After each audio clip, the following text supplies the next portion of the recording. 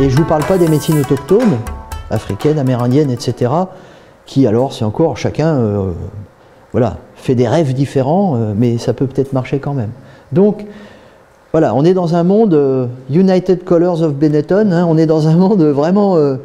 c'est un gros kaléidoscope de réalité, la vie, mais il ne faut pas que ce soit non plus un feu d'artifice de tout et n'importe quoi, c'est-à-dire il faut que chaque système ait sa cohérence.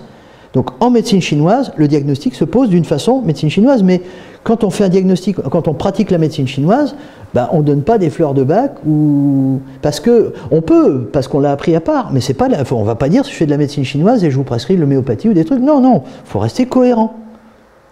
Et ça c'est une grosse difficulté, parce que les Occidentaux ont une formation en patchwork. On apprend, on fait un stage aussi, de trucs de là, puis à la fin on se coud bien, puis on fait sa méthode.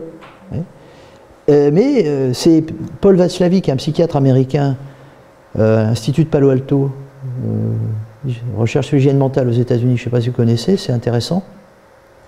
Et il disait le goulash, par exemple, c'est très bon, en imaginant, bon, lui, Václavic, il avait une origine de... Le goulash, c'est très bon, le chocolat aussi, c'est très bon. Alors il y a des gens qui disent, tiens, bah, je vais faire du goulash au chocolat, ça sera encore meilleur. Non, pas forcément. Des fois, on a le droit de faire les deux, mais pas en même temps. On sépare. Si on a appris les deux, très bien, mais on ne mélange pas. Ça, c'est vraiment important. Pourquoi je dis ça? Parce qu'en ce moment, il y a une certaine mode, y compris en Chine, ça s'appelle la médecine intégrative.